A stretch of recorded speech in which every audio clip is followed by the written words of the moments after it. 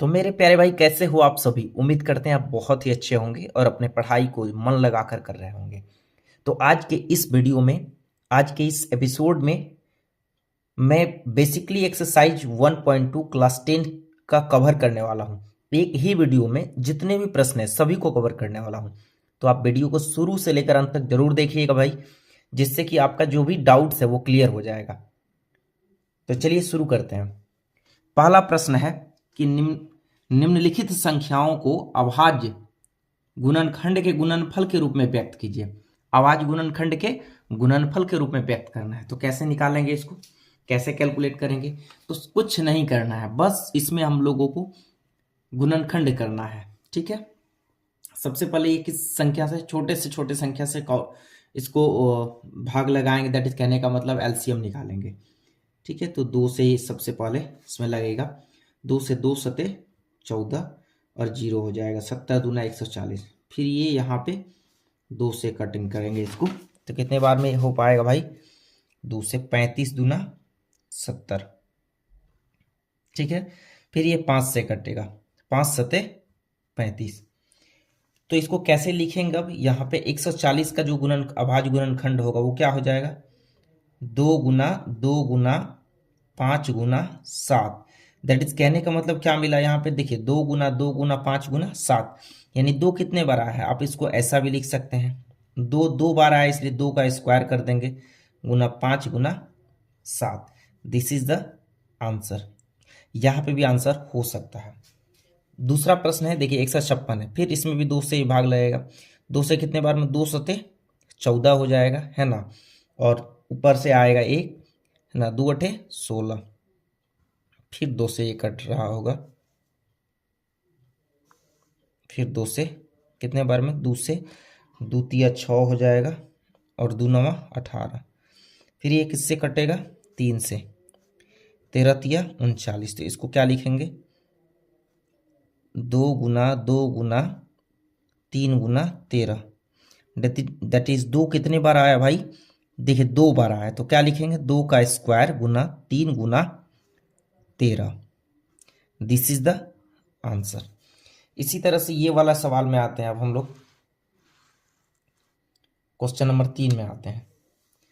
देखिए ये कितना है, 3825। 3825। तो देखिए ये किससे कटेगा, 2 से तो कटेगा नहीं, 5 2 7 8 15 3 18, 3 से कट जाएगा, है ना। तो 3 से इसमें कटिंग, 3 से कटाएंगे। 3 से 3 एकम 3, 3 दूना 6, 2 2 3 सते 21, और 3 पचे 15। फिर ये कट रहा होगा किससे, तो 3 से। 5 7 7 5 12, और 12 24। 3 से कट जाएगा, 3 से 3 चौके 12, 3 दूना 6, और 3 पचे 15। 5 2 7 4 11। अभी ये नहीं कटेगा 3 से, फिर 5 से कटेगा, क्योंकि इसके इकाई स्थान पे क्या है, 5 है, तो ये 5 से कट जाएगा। 5 अठे 40, 2 5 पचे 25। फिर ये 5 से कट रहा होगा, 17 पचे 85। तो क्या लिखेंगे इसको, देखिए 3 गुना 3, 3 गुना 3 गुना 5 गुना 5 गुना 17। इसको स्क्वायर के तौर पे क्या लिखेंगे, 3 2 बार आया तो 3 का स्क्वायर लिखेंगे, गुना 5 का स्क्वायर लिखेंगे, गुना 17 लिखेंगे। This is the answer. इसी तरह से क्वेश्चन नंबर 4 में आ जाता है। अब देखिए 5005, तो ये इकाई स्थान पे 5 है, तो 5 से ही भाग लगेगा इसमें, है ना। तो 5 से कितने बार में, 5 एकम 5, ये 0 और ये भी 0 आ जाएगा। 5 एकम 5। फिर किससे कटेगा ये, 1 1 2, ये कट रहा होगा भाई। अब इधर ये 5 से भी नहीं कटेगा, 7 से कटेगा। कितने बार में, 7 एकम 7, 3 0, 7 चौक 28, 2 1 7 तिया 21। फिर ये कट रहा होगा भाई 11 से। 11 एकम 11, 11 3 14, 3 3 11 तिया 33। तो इसका क्या लिखेंगे, 5 गुना 7 गुना 11 गुना 13। दिस इज द आंसर इसका हो जाएगा। फिर इसी तरह से हम लोग चलेंगे अब नेक्स्ट क्वेश्चन की ओर। नेक्स्ट क्वेश्चन क्या है, देखिए 7429। 7429, तो ये अभाज्य संख्या है, ठीक है ना। ये जो भी कटेगा तो डायरेक्टली मेरे अनुसार से ये 17 से कट रहा होगा, 17 से कटेगा। 17 से इसमें भाग लगाएंगे, 7,000, 17, 17 चौको 68, 17 चौके 68, इसमें से लेस करेंगे, फिर 2 आएगा, फिर 17 तिया 51, फिर तो यहाँ से क्या हो रहा होगा 7, तो 437 बार में ये कट जाएगा। फिर ये 19 दफ़ा 19 से भाग लगाएंगे, 19 से, कितने बार में 19 से, 19 दूना 38, 38 और 38 में 43 में 38 घटेगा, कितना मिलेगा, तो यहाँ पे रफ कर लीजिए, यहाँ 19 से डिवाइड कर लीजिए, 19 दूना 38 हो जाएगा, 13 में 8 गया, 13 में 8 गया 5, 19 तिया 57, तो कितना आ रहा होगा 23 आ रहा होगा, कितना आ रहा होगा भाई 23, तो 23 बार में कैंसिल हो जाएगा। तो इसका वैल्यू को यहाँ लिख लेते हैं, 17 गुना 19 गुना 23, यही इसका आंसर हो जाएगा। चलते हैं अब अगले सवाल की ओर।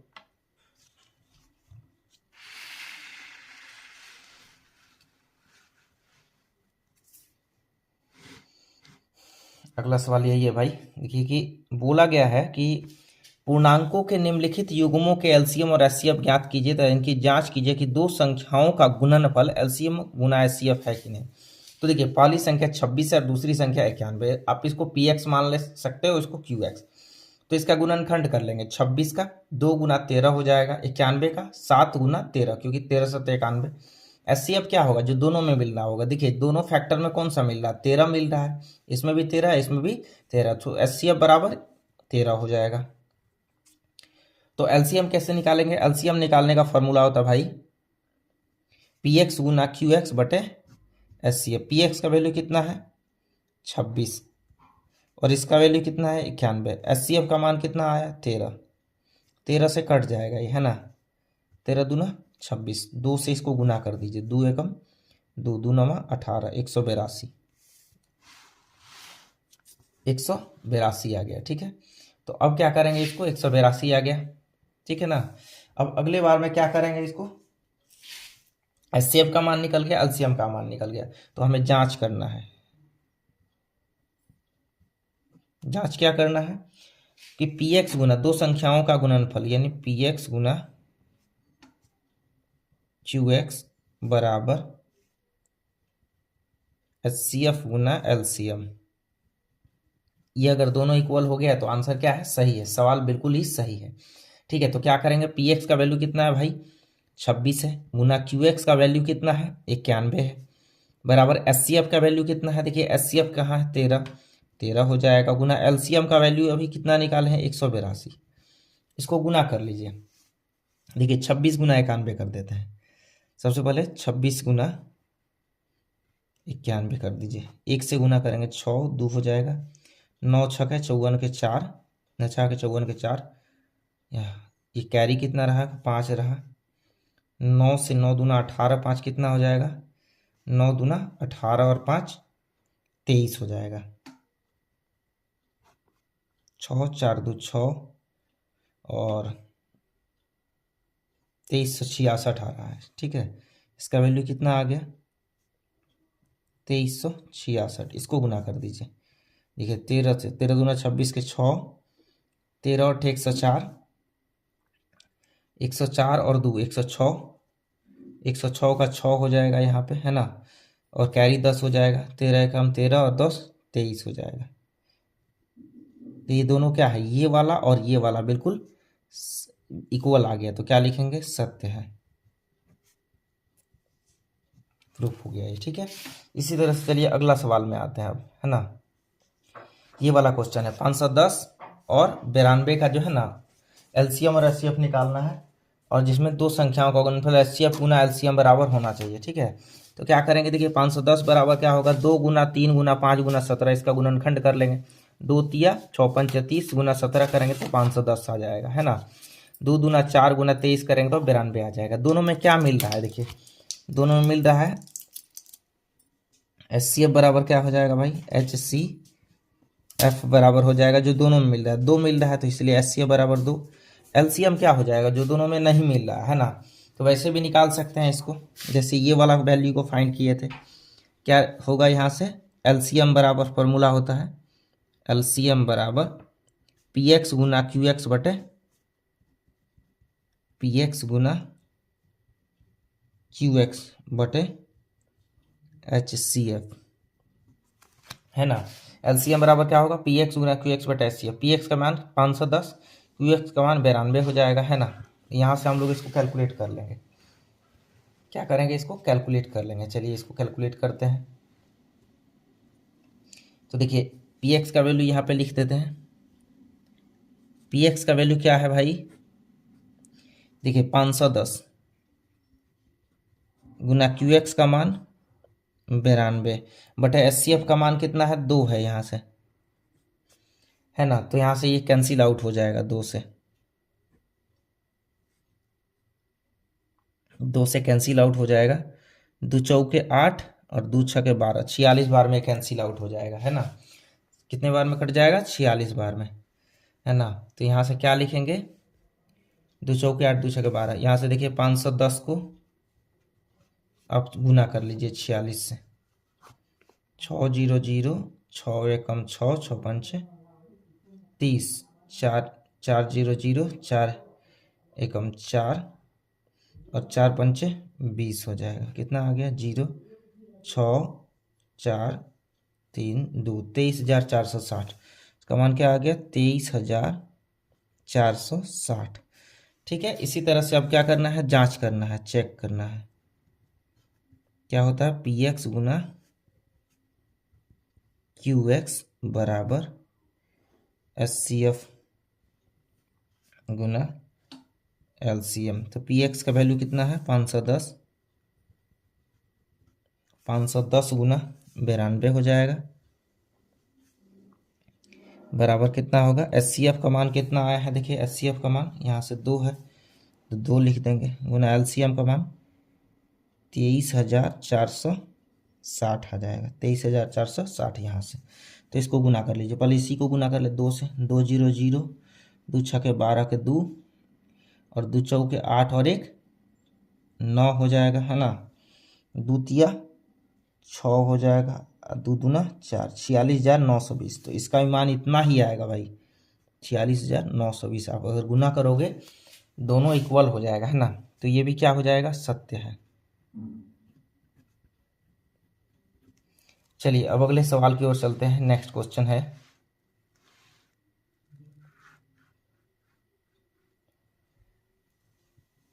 क्वेश्चन नंबर 3 है, ठीक है। देखिए 336 और 54 का HCF निकालना है और LCM और सत्यता की जांच भी करनी है। तो 336 बराबर 2 गुना 2 गुना 2 गुना 2 गुना 3 गुना 7 हो जाएगा, और 54 बराबर 2 गुना 3 गुना 3 गुना 3, है ना। तो दोनों में क्या क्या मिल रहा है, देखिए इसमें। तो HCF बराबर क्या हो जाएगा भाई, HCF बराबर यहाँ से एक 2 मिल रहा है तो 2 लिख देंगे, यहाँ 2 को 3 मिल रहा है ना, दोनों में मिल रहा है तो इसलिए 3 हो जाएगा। तो HCF बराबर 2 तिया 6, और LCM बराबर क्या हो जाता है, फॉर्मूला तो आप लोग जानते ही हो, LCM बराबर PX गुना QX। तो PX का मान कितना है, 336 गुना QX का मान 54 बटे HCF का मान कितना है, 6, 6 से कट जाएगा, 6 9 54, है ना। इसको गुना कर दीजिए, 9 6 के 54 के 4 कैरी 5 हो जाएगा, है ना। और यहाँ से 9 9 6 के 54 के 4 कैरी 5, 9 तिया 27, 5 कितना हो जाएगा, 27 3 30 2 32 के 2 हाथ में रहा 3, 9 तिया 27, 27 3 30। फिर से इसको एक बार चेक कर लीजिए, 9 6 के 54 के 4 हाथ में रहा 5, 9 तिया 27 5 32 के 2, 9 तिया 27 और 3 30 हो जाएगा, 3024। ठीक है, तो ये हो गया LCM का मान। अब यहाँ से क्या करना है, चेक करना है। क्या होता है, PX गुना QX, PX गुना QX बराबर HCF गुना LCM। ठीक है, तो PX का वैल्यू कितना है भाई, यहाँ से देख लीजिए 336 गुना QX का मान कितना है 54, HCF का मान कितना है 6 गुना LCM का मान इतना है 3024। 24 गुना कर दीजिए इसको 6 से, 6 चौक 24 के 4, 6 दूना 12, 2 14 के 4, और यहाँ 6 गुना 0 0, 0 में 1 जोड़ेंगे तो 1 ही होगा। अच्छा 6 तिया 18 हो जाएगा, 18,144। इसका भी मान कितना आएगा भाई? 18,144। तो दोनों का दोनों इक्वल हो जाएगा, सत्य है। चलिए अब नेक्स्ट क्वेश्चन की ओर चलते हैं। अगला प्रश्न है,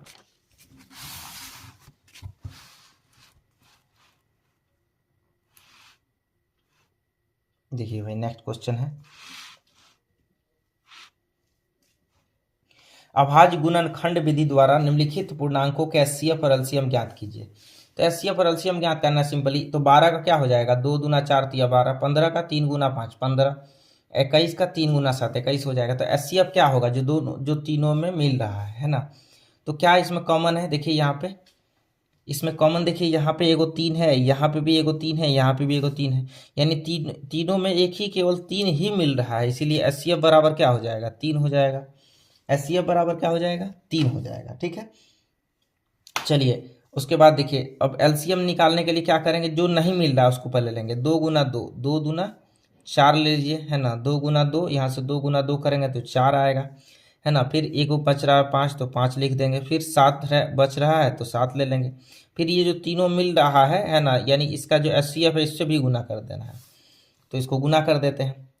तो क्या मिल रहा होगा? यहाँ से गुना कर लेते हैं। ठीक है, 4 पंचे 20, 4 पंचे 20, 20 तिया 60, 60 गुना 7 करेंगे तो क्या हो जाएगा? 4 पंचे 20 तिया 60, 6 सते 42, 420 हो जाएगा। 420 एक्यूरेट आंसर हो जाएगा। फिर इसी तरह से 17, 23 और 29 का, 17 को क्या लिख सकते हैं? 1 गुना 17, क्योंकि अभाज्य संख्या है।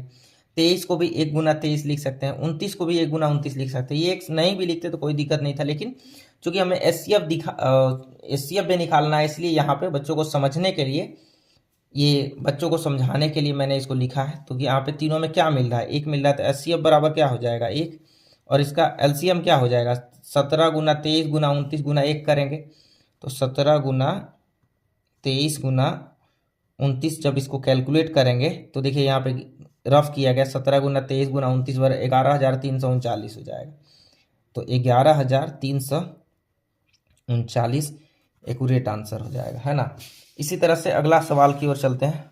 अगला सवाल क्या है? देखिए 8 है, 8 9 और 25 है, तो 8 को क्या लिख सकते हैं? 2 गुना 2 गुना 2, 2 दूना 4 दूना 8, 9 को 3 गुना 3 और 25 को 5 गुना 5। तीनों में क्या है? कॉमन क्या है? देखिए तीनों में कुछ मिल नहीं रहा, तो एक एचसीएफ क्या हो जाएगा? 1 हो जाएगा, क्योंकि 1 गुना 1 गुना 1 लिख सकते हैं, है ना। तो यहाँ से एचसीएफ बराबर क्या हो जाएगा भाई? 1 हो जाएगा, एचसीएफ बराबर 1। और एलसीएम क्या हो जाएगा? 8, 2 दूना 4 दूना 8 हो जाएगा, गुना यहाँ 3 तिया 9 हो जाएगा, गुना 25 25 हो जाएगा। तो इसको गुना कर दीजिए, कितना हो जाएगा? 25 गुना 8, 25 8 200, 200 गुना 9 कितना हो जाएगा? 9 दूना 1800 हो जाएगा। 1800 इसका बिल्कुल ही एक्यूरेट आंसर हो जाएगा। नेक्स्ट क्वेश्चन की ओर चलते हैं। क्वेश्चन नंबर 4 है। अब देखिए यहाँ पे कि एचसीएफ ऑफ 306, 657 बराबर 9 दिया गया है। एचसीएफ का वैल्यू दिया गया है, तो एलसीएम ऑफ 306 और 657 ज्ञात करना है। तो गिवन में क्या दिया गया? एचसीएफ ऑफ 306 और 657 बराबर 9, है ना। तो एलसीएम निकालना है। तो एलसीएम बराबर फॉर्मूला आप जानते हैं कि पीएक्स गुना क्यूएक्स बटे एचसीएफ होता है ना। तो पीएक्स का मान कितना है? 306 लिखा, 306 गुना 657, क्यूएक्स का मान है यहाँ लिखा, बटे एचसीएफ का मान कितना दिया गया? 9, तो एचसीएफ की जगह 9 लिख देंगे। 9 से कट जाएगा 73 बार में, है ना। 306 को 73 से गुना करेंगे तो 22,338 आ जाएगा। यही हमारा एक्यूरेट आंसर हो जाएगा भाई, है ना। चलिए अब नेक्स्ट क्वेश्चन में आते हैं। अब 4 के बाद 5 नंबर प्रश्न में आते हैं। 5वां प्रश्न कुछ इस प्रकार से है, देखिए यहाँ पे दिया गया है, जांच कीजिए कि क्या किसी प्राकृतिक संख्या n के लिए 6 पावर n अंक 0 पर समाप्त हो सकती है। तो आप सभी जानते हैं कि कोई भी संख्या जो है ना, यदि कोई संख्या p बटे 2 पे पावर n इंटू 5 पे पावर m का रूप का रहेगा तो क्या होगा? उसका दशमलव प्रसार शांत होगा और तभी वो 0 पे समाप्त होगा, है ना। उसका इकाई अंक किस पे समाप्त होगा? 0 पर। लेकिन इसमें देखिए क्या दिया गया है, 6 पे पावर n अंक 0 पर समाप्त हो सकता है। तो 6 पे पावर n बराबर क्या होता है? देखिए 6 पे पावर n जब हम लोग करेंगे भाई, तो यहाँ पे 6 पे पावर n जब यहाँ से करेंगे तो इसको क्या लिखेंगे? 2 पे पावर n इंटू 3 पे पावर n। तो 2 पे पावर n तो ठीक है, लेकिन 3 पे पावर n जो आ गया ये क्या करेगा, इसको इकाई अंक को 0 पर समाप्त होने नहीं देगा। तो इसमें इसीलिए मैंने इसको रीजन्स के साथ आंसर्स देने का कोशिश किया है, जिसके माध्यम से बच्चों को पूरा समझ में आए। 6 पे पावर n के इकाई अंक 0 पर समाप्त तभी समाप्त होगा जब उसका एक गुणनखंड 5 अवश्य होगा। लेकिन 6 पे पावर n बराबर 2 पे पावर n होता है गुना 3 पे पावर n, जैसे अभी मैं बताया था, जो ये दर्शाता है कि 2 और 3 6 पे पावर n के एक मात्रावाचक गुणनखंड जो संभव नहीं है ना, ये 0 पर समाप्त होने नहीं देगा। अगर यहीं पे 2 पे पावर n और 5 पे पावर n रहता तो इसका इकाई अंक 0 पे समाप्त हो जाता। चलिए इसी तरह से अगला प्रश्न है, व्याख्या कीजिए कि 7 गुना 11 गुना 13 प्लस 13 और 7 गुना 6 गुना 5 गुना 4 गुना 3 गुना 2 गुना 1 प्लस 5 भाज्य संख्याएं क्यों है। क्योंकि इसका 2 से ज्यादा गुणनखंड है इसलिए भाज्य संख्याएं है ना। यहाँ पे देखिए क्या है कि 7 गुना 11 गुना 13 प्लस 13, इसमें से देखिए ये वाला अलग टर्म हो गया, अलग टर्म हो गया है ना। ये वाला क्या हो गया, ये अलग टर्म हो गया और ये अलग टर्म हो गया। यहाँ से कॉमन ले लीजिए 13 को, तो 13 कॉमन लिए तो यहाँ 7 गुना 11 गुना 1 प्लस यहाँ से भी 13 से भाग लगाए तो 1 बचा। इसी तरह से अगेन 7 गुना 6 गुना 5 गुना 4 गुना 3 गुना 2 गुना 1 प्लस 5 में 5 को कॉमन ले लें, क्योंकि ये वाला फैक्टर अलग हो गया और ये वाला फैक्टर अलग हो गया। तो यहाँ से जब 5 को कॉमन लिए तो 7 गुना 6 गुना 1 गुना 4, यहाँ से 5 आ गया कॉमन, तो 3 गुना 2 गुना 1 प्लस 1 हो गया। इन संख्याओं के 2 से अधिक गुणनखंड है, अतः ये संख्याएं क्या है, भाज्य संख्या है। सिंपल सा बात है कि 2 से ज्यादा गुणनखंड अगर रहेगा तो क्या हो जाएगा, भाज्य संख्या हो जाएगा। अगर दो तथा केवल 2 ही गुणनखंड रहेगा तो क्या हो जाएगा, अभाज्य संख्या हो जाएगा। क्वेश्चन नंबर 7 है कि किसी खेल के मैदान के चारों ओर एक वृत्ताकार पथ है, इस मैदान का एक चक्कर लगाने में सोनिया को 18 मिनट लगते हैं, जब किसी मैदान का एक चक्कर लगाने में रवि को 12 मिनट लगते हैं। मान लीजिए कि वे दोनों एक ही स्थान और एक ही समय पर चलना प्रारंभ करके एक ही दिशा में चलते हैं, कितने समय बाद वे पुनः प्रारंभिक स्थान पर मिलेंगे। ठीक है, तो क्या करना है, दोनों को प्रारंभिक स्थान पर मिलने के लिए क्या करना पड़ेगा, इसका एलसीएम निकालना पड़ेगा। तो सोनिया द्वारा लगा समय 18 मिनट, रवि द्वारा लगा समय 12 मिनट, दोनों का एलसीएम निकाल लेंगे है ना, 18 और 12 का। तो 2 से 2 9 18, 2 6 12, फिर 3 से 3 तिया 9, 3 दूना 6, इसका एलसीएम निकालेंगे। 2 गुना 3 गुना 3 गुना 2, तो 2 तिया 6 तिया 18 दूना 36 मिनट बाद वो मिल जाएंगे। तो उम्मीद करते हैं वीडियो आपको बहुत अच्छी लगी होगी। अगर ये वीडियो आपको अच्छा लगे तो चैनल को सब्सक्राइब कर लीजिएगा और बेल आइकन को प्रेस जरूर कर लीजिएगा, क्योंकि आने वाले वीडियो का नोटिफिकेशन आपको जरूर मिलता रहे।